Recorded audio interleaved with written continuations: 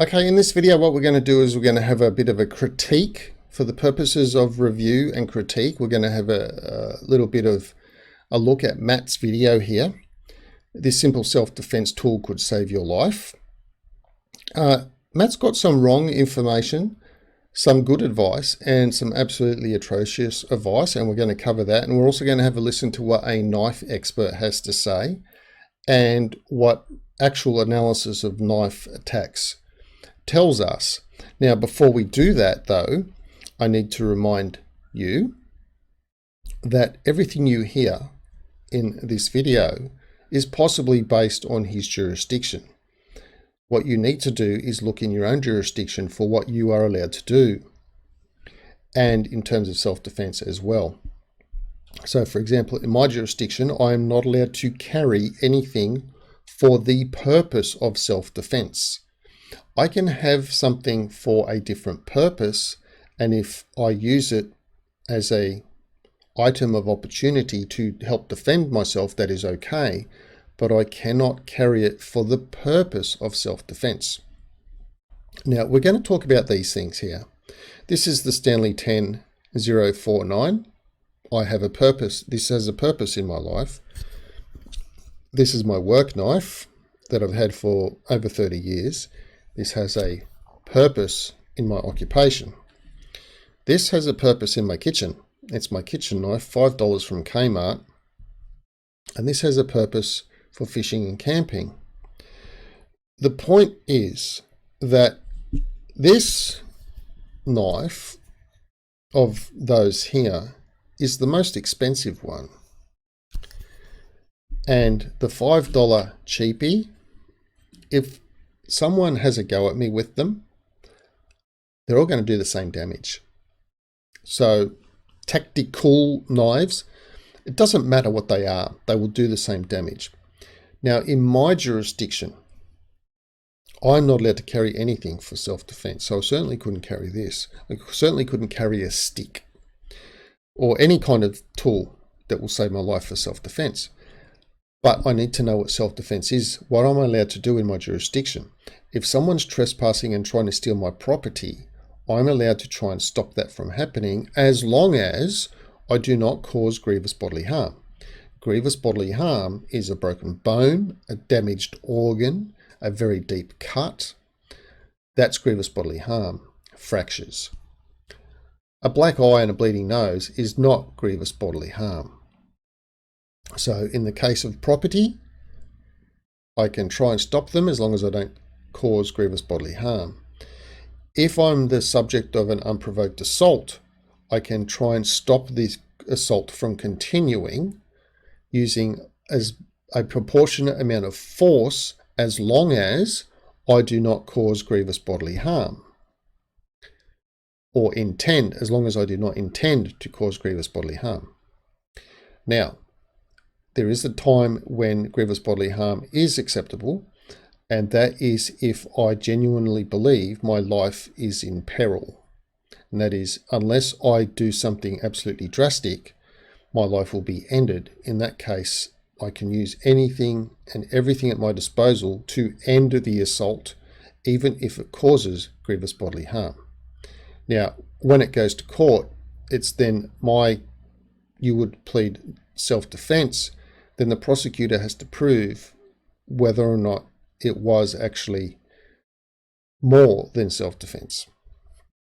Okay, so that's a bit of a grey area, but that's my laws in my jurisdiction. You need to know them in your jurisdiction so that you know where you stand instead of just listening to some bobblehead on the internet. Okay, now let's have a listen to what Matt says. The most common attack with one of these, this is something that we now know because there's so many cameras everywhere. Law enforcement has been writing it down. They look at everything that's happening. Self-defense experts in a certain field, the highest level. Certain field, the highest level. What does that even mean? Have determined that this slashing attack from here to here is the most common. Like 70% of all attacks come this way. Okay, let's have a look at that. So what I did was I didn't just take Matt's word for it. I went and looked that up. So here's Blade, the world's #1 knife publication. This publication started in 1973. So here we go. CCTV footage studying. So basically everything that Matt said, studying CTC footage of knife attacks. As would be expected, around 90% were right-handed. Now, pay attention to that because that will come into play later on. Right-handed. The most common attack was a straight stab, just like a straight punch. A straight stab accompanied by a collar or clothing grab with the left hand. Come into my blender and I can stab you. The second most common attack was a non-augmented straight. Non-augmented means non-assisted. Right hand stab. So the most common one was grabbing them, pulling them in closer and stabbing. The second was not pulling them in closer and just stabbing. 65% of attacks were straight stabs. The third most common attack, 24%, was an overhand stab. So instead of that, it's a knife ice pick. 24% was ice pick stabs. The fourth most common attack was the downward diagonal slash, which is what Matt is saying here, which is 10%. So Matt reckons the attacks are 70%. This article is saying 10%. And I'm telling you, assume this article is correct. Assume this is going to be the attack that's coming your way with a knife. Let's go back to what Matt says. And then we go into thrusts, and we go to stabs, and all of the other things. Now, this is true of almost any weapon strike, or anytime someone swings at you or goes to hit you, you're going to do one of three things. And we're going to break that down a little bit, but not too much. You either will freeze. You won't freeze. If I throw a ball at you, you'll flinch. Even if you don't have enough time to catch it, your body will take over because your eyes will see it coming and you'll flinch. You ever been driving in a car late at night, really late at night, and a big bug comes into the windscreen and you're like, oh, and you just do that. Even though you're sitting there, it's like, oh, you flinch. You try to move your head out of the way of the big moth that just smashed on your windscreen. You didn't have a say in that. Your body saw it coming. You didn't just go, oh my God, a bug, and freeze. No, your body takes over. Something's coming at you. It wants to move out of the way. Or you'll flee, you'll run, or you'll fight. Okay, so about fleeing and running. So a cat will run. If you think loud noise and the cat's off, runs away, stops and looks back. Danger? No, cool, I can chill. What a human will do, and other animals as well, is there is something, they will stop, look at the something, assess it for danger. Once assessed, then they will flee. That is what a human will do. So he's correct there. Or fight. Now, no, fighting is the last option. What humans, all sorts of humans, will do is a different strategy. Some people might just go straight to de-escalation. Let's try and de-escalate this. We're not going to go straight into fighting. We're going to go into de-escalation. How about that? Let's just talk the guy down. The guy pulls a knife and like, whoa, dude, wait, hey, dude, whoa. No need for that shit, bro. Like, hey, man, we're no threat to you. Just put the shit away. Try and de-escalate.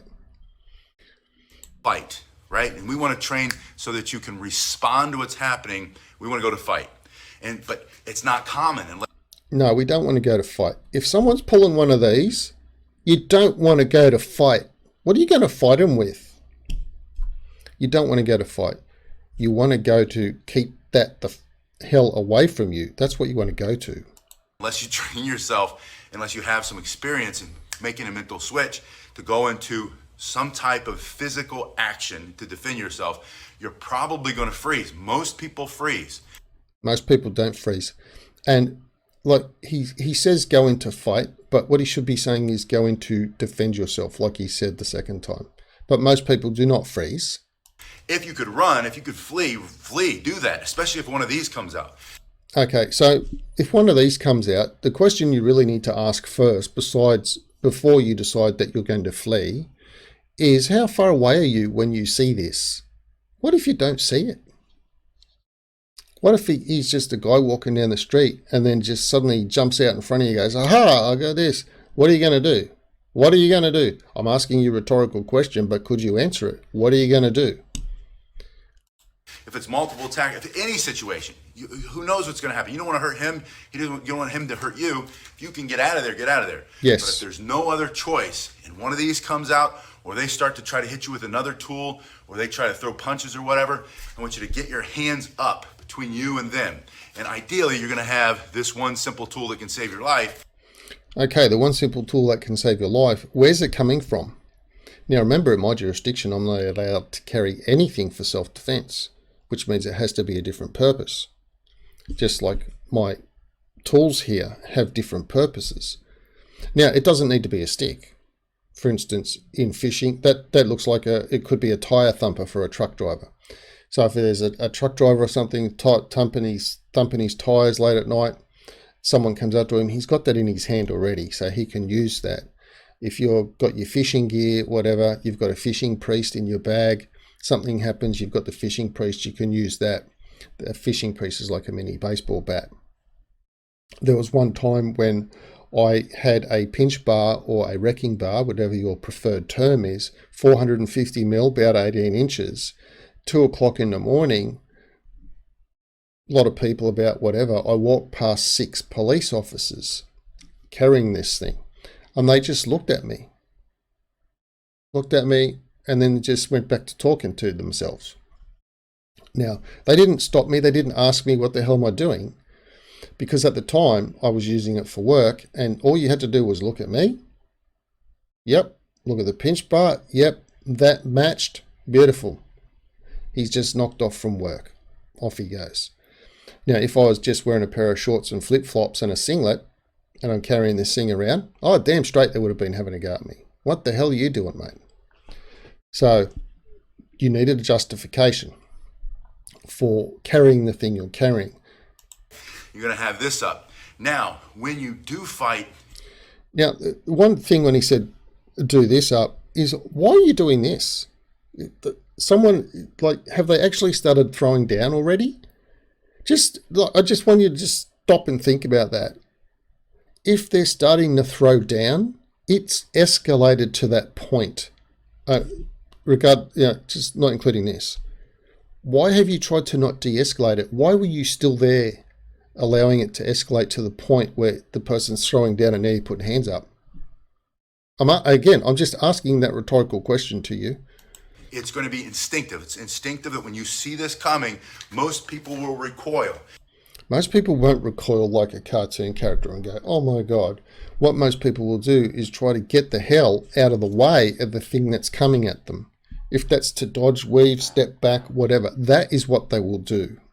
And when you recoil, you're going to expose all of this soft tissue, all of those tendons, all of the muscle, and then even worse, the veins, the arteries, and they slice that, you could bleed out before someone can get there to help you and to save you.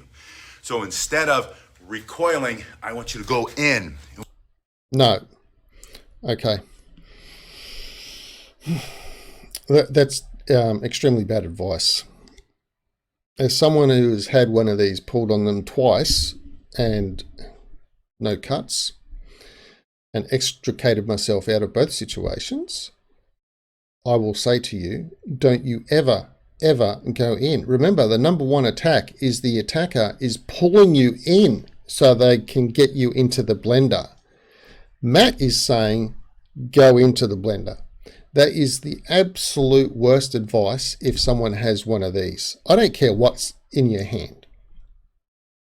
If you've got one of these as well, what the hell are you going? Don't you dare go into the blender.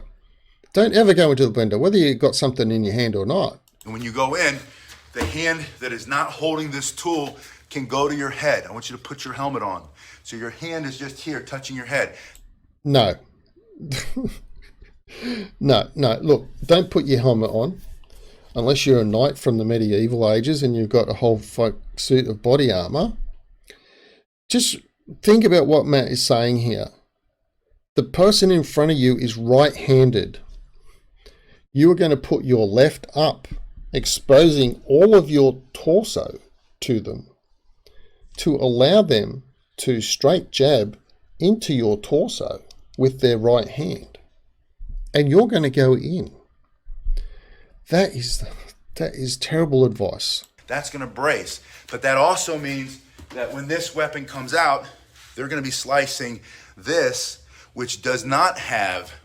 They're not going to slice anything. They're going to be stabbing into your torso, which you've just presented to them nicely. All of the veins, all of the tendons, all of the arteries. There will be some in there. There will be some muscle, but it's not nearly as bad as this. So you're going to cover up, put your helmet on, and go forward at the Don't go forward. Don't go into the blender. same time using the one simple self-defense tool that can save your life. You're going to thrust that.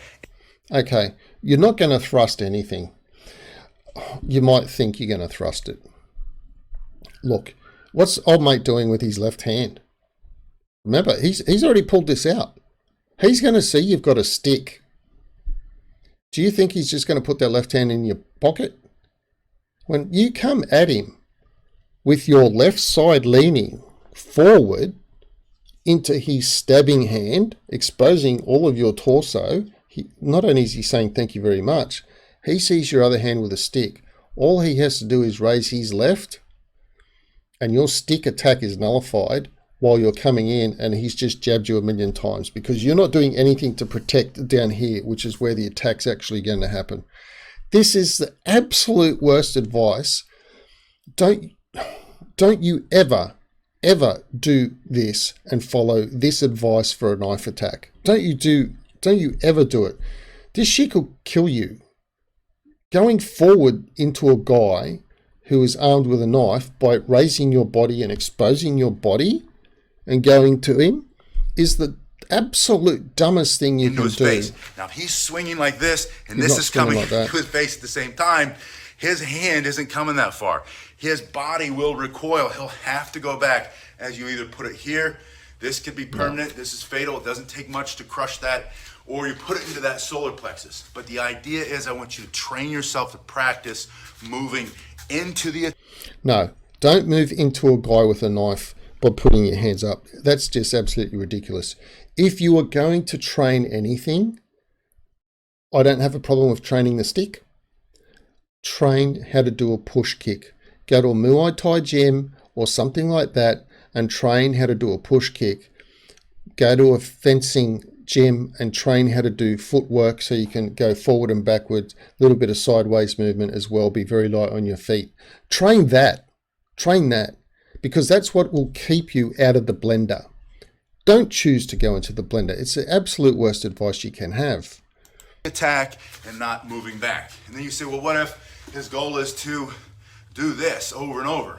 And it's going to be the same thing. You're not going to have a choice. If you turn and run, you're not going to have a choice. His goal is to do that, and you don't have a choice. So go in. No, your goal is to stop him from doing that. Going in doesn't stop him from doing that. But using a push kick, using some footwork, keeping him at bay, that stops him from doing that. Going in because you don't have a choice is ridiculous. You do have a choice. You try to de-escalate. You learn how to do a push kick. You learn how to position your body so that his right hand is further away. Now, if that means you have to be in a southpaw stance compared to him, so you're further away, then so be it. You do what you have to do to keep him away from you out of stabbing range. Going into the blender is the absolute worst advice you can have. I'd like to know how many times Matt has actually used this advice when someone has come at him with a knife to see how it goes for him, because this advice is terrible. Now, I'm not a knife expert. I'm just a guy that has walked away from two of these sorts of things aimed at me without a scratch. So I might have a little bit of an idea, but listen to what a knife expert has to say. This is Logan Lowe from Scenic Fights. I recommend this channel. They do a lot of fight breakdowns in movies. What's good, what's bad, what's right, what's wrong. And like I said, Logan Lowe on the left, he's a knife expert. This is what he has to say. Here. And if there's some sort of recounter, she comes in here. Okay, now you notice that. There's a recounter coming to, he's breaking down a fight here. So there's a stab coming in, and what does he do? I come back out. I'm getting the hell out of that. That's what he should do. What he's saying is what should happen. Now listen to what he says. I have this. They both chose to stay in the blender, and no good fighter would ever choose to stay in the blender. No good fighter would ever choose to stay in the blender. And yet Matt here is telling you to go into the blender. Don't turn your back and run unless you've got distance. If you don't have distance, turning your back is just going to give your back up, and they'll be on you, ice pick style, 24% of the attacks, down it comes. So no, you don't just automatically turn and run, and you certainly don't go into the blender because they want to do this anyway. That's the most ridiculous reason to go into the blender. There is no reason to go into the blender. What you do is you learn how to stay out of the blender. That will serve you far better than going into the blender, deliberately exposing your body and having a little stick in your hand. That's my advice to you. This advice is just plainly bad, and if you follow Matt's advice on going into the blender, it could end your life. So that's how serious this advice. So I'm sorry, Matt. Matt's got some good advice on his channel. This isn't one of those times. This part of the video is absolutely shocking advice. Do not follow it under any circumstances whatsoever, other than to get the hell out of Dodge if you see a knife coming and you have room to do so. If you do not have room to flee, then you need to make sure you keep the person at a distance. And if you want to train something, go and train some teep push kicks of some description at a local Muay Thai gym to keep the person at bay as one of the tools that you can use to keep this away from your body. But please do not ever go into the blender. Now let me know what you think in the comments below.